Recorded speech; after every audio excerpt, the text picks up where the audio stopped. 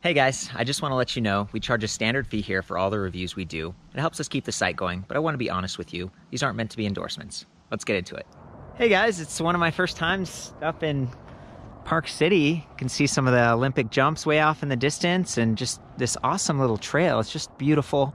I'm hanging out with Chris Head, who's, what are you, the territory manager for Magnum, or the? I'm a sales manager for the southern United States from California to North Carolina. Wonderful. We've been friends for a while, and he took me to this special spot here, and he's actually on the Peak 29, which has slightly larger wheel diameter, and this one has hydraulic disc brakes and kind of a fancier display. But right over here, we've got the Mi6, M maybe standing for mountain.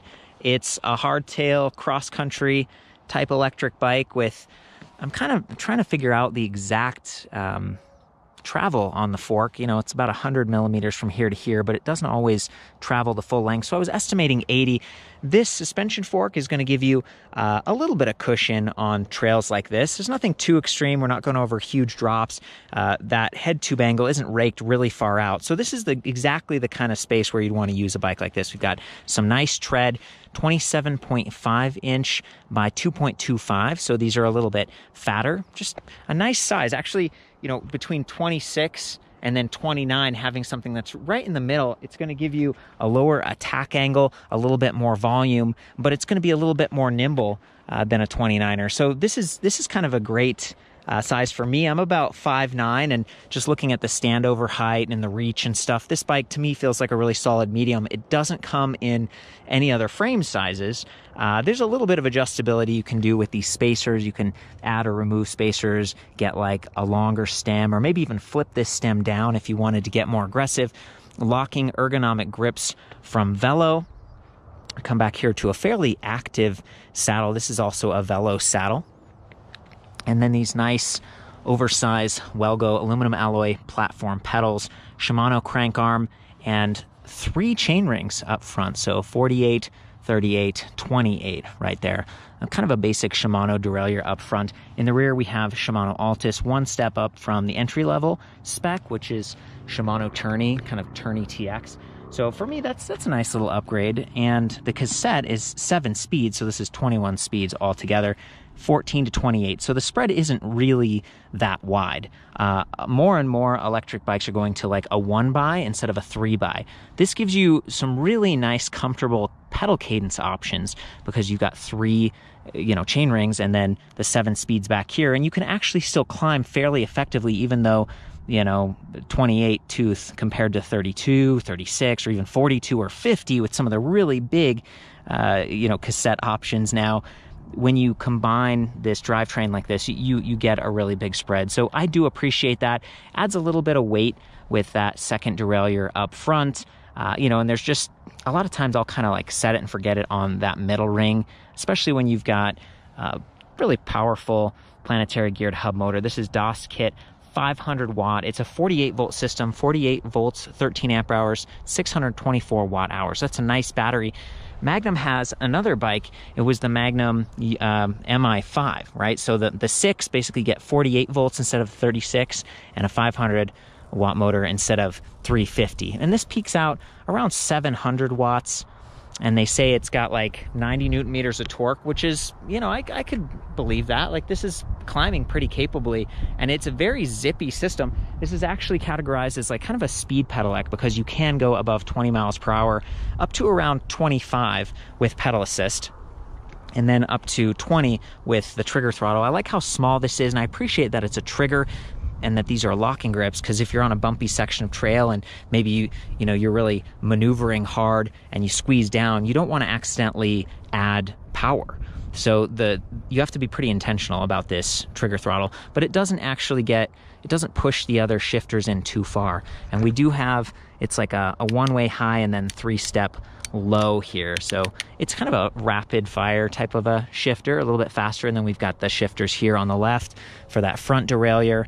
It's a nice setup, and a lot of the components have been shared from their other bikes. They've got a lot of city bikes and kind of commuter class bikes with fenders, with racks and everything. And you can see they've got mounting provisions back here to add this rack. They have kind of a proprietary rack. There's even a hole here and then one up here on the arch of the suspension fork. So you could potentially do some fenders or something if you wanted to. So for me, this could be like kind of a commuting platform. You probably just want to add some lights or something. And as a person with limited space and limited budget, you know, $16.99, not too bad for this bike. And if I lived somewhere like Park City where it snows and where there's trails and you can kind of go in the city and then go across the trail, maybe your commute incorporates both, this would be a perfect bike for that. It's sort of like go anywhere bike. And it's one of the lighter models in the Magnum lineup because it doesn't have the fenders and stuff by default. So it's about 56 pounds. The battery pack, because it's higher capacity, it's about 9.2 pounds, and the motor weighs probably about 10 pounds. So that's a kind of an overview of some of the electronics. I do want to point out this box right here. This is the motor controller, and they've separated it because it makes the batteries a little bit more affordable to replace. These are about $680 if you want to get a replacement, which isn't too bad. A lot of the other batteries I see on the market from some of the big guys like Bosch or Yamaha, Shimano, they cost like $800, $900, sometimes more than that. So, pretty high capacity, pretty good price.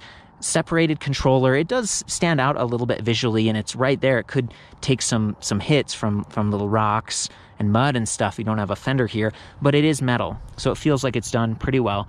And it separates heat from the battery pack because these batteries are sensitive to extreme heat. Extreme cold is going to limit your range. Extreme heat is going to take away from how many full charge cycles you get. It's just going to degrade those cells. But they are using higher end, fancier, like Samsung, LG, Panasonic cells, nicer stuff. And this comes with a year-long comprehensive warranty. Magnum works with shops all over the US. And actually, I think they have some shops in Canada, and they've got like New Zealand and Israel. So they're kind of a global company. They've been around for a bunch of years. I've reviewed tons of their bikes, and in a lot of ways they're similar. They're just sort of refinements. And I feel like they're always trying to balance that value and give you the parts you need. So if you got in an accident or something, you could swap out that display. One of the areas that they've gone a little bit cheaper with this bike is with mechanical disc brakes versus hydraulic. So you heard me mention that before when we were on the Peak 29. That's one way they save some money. And we've got a 160 millimeter rotor in the back, 180 up front. A lot of your stopping power is towards the front of the bike, as you probably experience a little bit of dive with this suspension fork too. Your weight shifts forward. So having a bigger rotor up there gives you a better mechanical advantage and some better cooling. It's not the end of the world. I mean, you're not going to go skidding out or something, or rather, if you do, you're not going to get good stopping power anyway. So for me, this is this decent setup. There will be some cable stretch over time, and you do have multiple cables because of the two derailleurs, so there might be a little bit more maintenance on this bike, but with a mechanical brake setup, that's maintenance you can do yourself with like an Allen key. We've got a kickstand in the middle, which is not something you see on a lot of like really high-end mountain bikes or electric mountain bikes, just because it can kind of bounce around and rattle. But I actually really like that for that whole commuting scenario we talked about. And you can easily take it off right there. You could remove it. It is positioned in the middle of the frame. It does create pedal lock. That's something I complain about sometimes. I prefer to have like a little tab back here and sort of a rear mounted kickstand, but I guess that's just how this frame was designed. Also, you'll notice the charging port for the battery is right there next to the left crank arm. So if you're plugged in and that crank goes around, you could potentially snag it. So in a way, having it get locked down here might keep you safer in that scenario. And here is the little sealed cadence sensor. It's 12 magnets. It's small. It's compact. It's like pretty water resistant, dust resistant. So I like that. It's very responsive. And being a cadence sensor, it means, as you're pedaling this thing, if you're moving the cranks at all, it responds and the motor kicks on. And it's just based on how high your level of assist is set. It's not really based on how hard you're pedaling, but you do have that variable speed like trigger throttle at any time. It gives you full power, and that's really nice for those moments where you come around a corner and you're not in the right gear and you just need to get a little bit of extra power and climb. But as a class 3 or class 2 electric bike, if you change the top speed here, this isn't allowed on like all the trails. There are a lot of trails that are limited to class 1, which would be pedal assist only. So if you're in an area where there's a lot of enforcement or you're just concerned, you can just like disable that throttle. See, there's a quick disconnect right here. You just take it completely off and make sure the speed is at 20 miles per hour or whatever the regulations are, and this could become a class 1. So it's very versatile, and I think in a lot of cases I like having a throttle, especially if you're in soft stuff and you need some help getting started, or you're commuting and you want to relax a little bit on the way home. Coming back up front with that suspension fork, we do have preload adjust, but we don't have lockout. This isn't an air fork. These are steel stanchions. It's kind of basic, but we do have quick release up front. In the rear, we've got this nice derailleur guard that protects the derailleur, and we've got like a 12 millimeter bolt, maybe axle, threaded axle with like a 19 millimeter bolt on this side. So serviceability on this bike, if you got a flat tire in the rear, it's going to be a pain. You're going to have some extra tools, and there's extra wires, but there is a quick disconnect point there, which is pretty nice. We don't have a chain cover or chain guide or anything, but in a way, this derailleur does act as a guide, so you shouldn't have too many drops, at least from the front. And in the rear, at overshift, I haven't experienced that happening. That would be where the chain like derails inward towards the motor, and there's not a huge gap there. So these are like kind of rugged questions that I like to ask myself. Like, is this bike going to actually perform on the trail? The Schwalbe tires are pretty nice, Smart Sam performance. That's decent. I wonder if you could go like a little bit higher volume if you wanted to. These are 650B, but in terms of like plus size, it looks like there's a little bit of spacing limitation in the back. So you might be kind of stuck with that 2.25 or maybe 2.4 or something like that. That would be the highest you could go, which would be plus size. And then you might get a little bit of buzzing or something like that. All in all, I think it's a pretty good value. 30.9 millimeter seat post, by the way. If you're someone who really wants to cush that ride a little bit more, you could swap this stationary static seat post with something like a Thudbuster, Body Float, even the more affordable ones. They have the Pro Max suspension seat posts on a lot of their city bikes, and that's something that I kind of do appreciate. So there's a lot of little upgrades you could do depending on how you plan to use this bike. So I think that's good. Also, the brake levers, 4 fingers. We talked about mechanical brakes.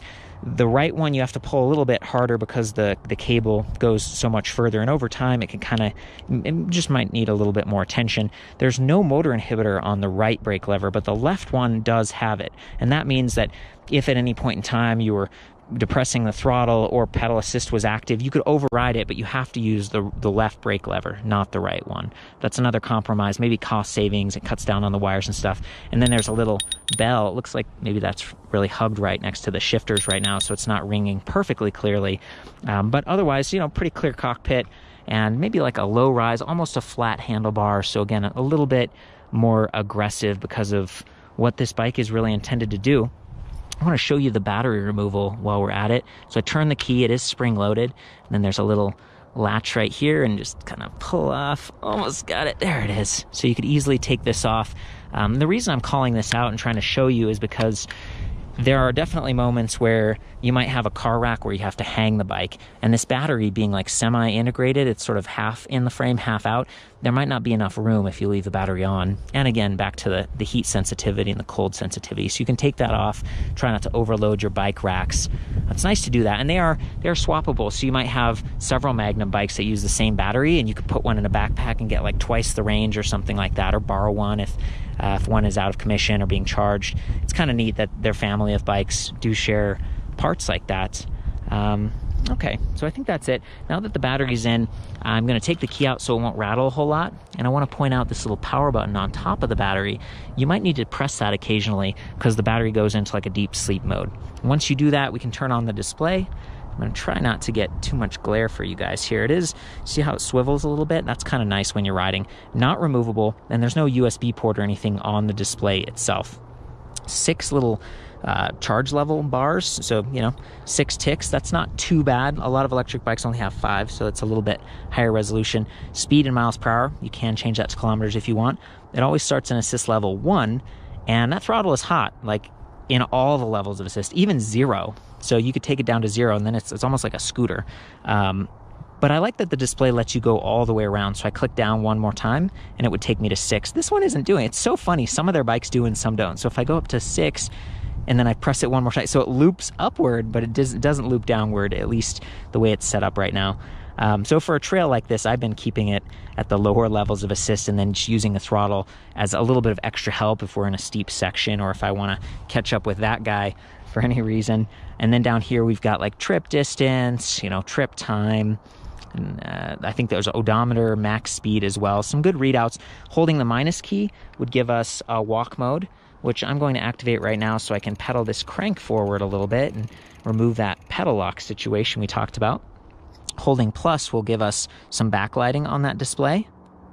And that's kind of nice if it's dark out and you just want to be able to read this a little bit more clearly. Holding press plus and minus for a few seconds gets you into the menu system. And there is like a password on there, but once you're in the menu, maybe you get your shop to help you out with that, you can adjust down the top speed if you want to, and it's sort of stepped. So, you know, it goes from like 25, I think it says 28, but you know, 25 is what you really get, down to like 20, down to 15.5, and then 6 or something like that. So it's sort of stepped, but that's a nice option. You could extend your range a little bit, or if you bought this for a younger person, you felt like you wanted to limit their speed for safety or something, you could do that. Change the kilometers to miles per hour, adjust the wheel size settings, the voltage, but you really wouldn't want to change too many of those things because they are set up specifically for this bike. I want to call out that not all the cables here are internally routed, but some of them are. And it's a pretty clean look. This only comes in black. Seems like a lot of their mountain products are that way, but some of their city bikes also come in white, which is nice. And just the fact that it matches the suspension fork and stuff, it's a pretty decent setup. I think with that said, you know, and the nice little windows up here and everything, with that said, we might keep riding on this trail. There we go. It's always a challenge getting started with one-handed. What a great trail. Such a cool view.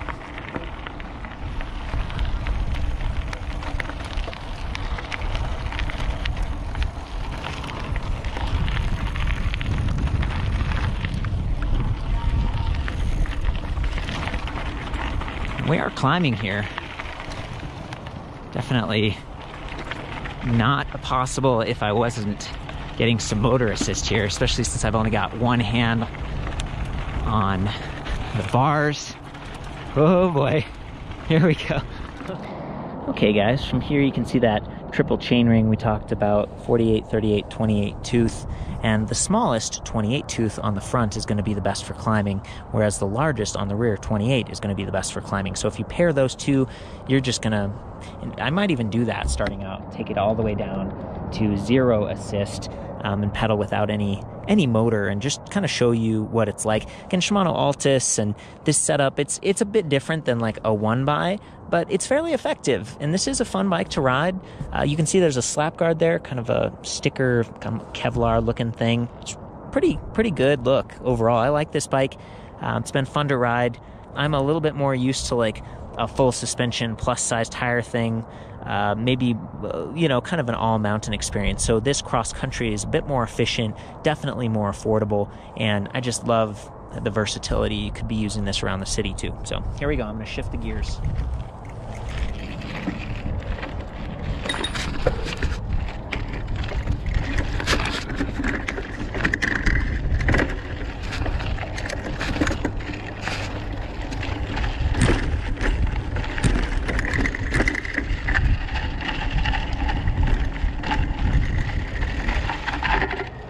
So there we go. That was my climbing setup.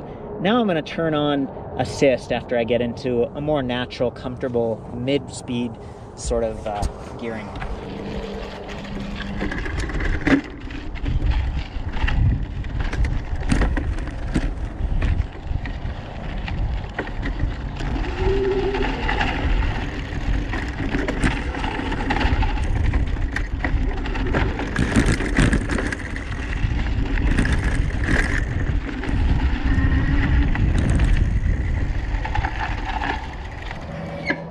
Yeah, I mean, even 10 miles per hour on a trail like this feels fast because there's a lot of turns and rocks and things to navigate around. So I was in assist level 3 there. You definitely wouldn't want to be in 6, or I'd start to feel out of control with the dusty trail.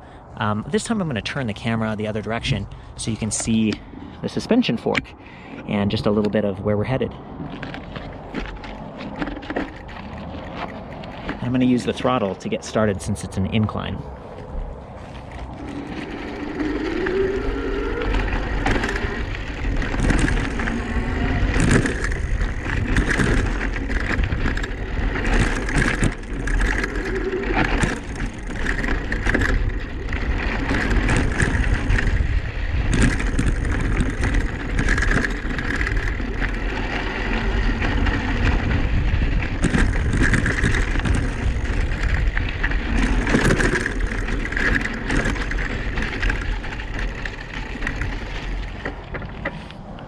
Nice.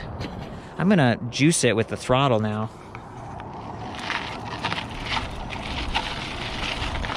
There we go.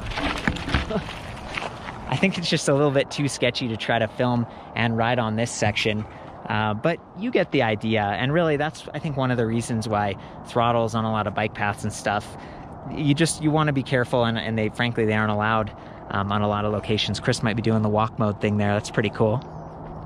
You guys, thanks for hanging out. I hope this helps you out and gives you some idea of what this bike offers, and then also what's on offer in the Magnum lineup. For the full review with all the specs and stuff and some comparison tools so you could look at these two bikes back to back, I'll see you at electricbikereview.com. Have fun out there, ride safe, follow the rules. Love you guys. We'll see you next time.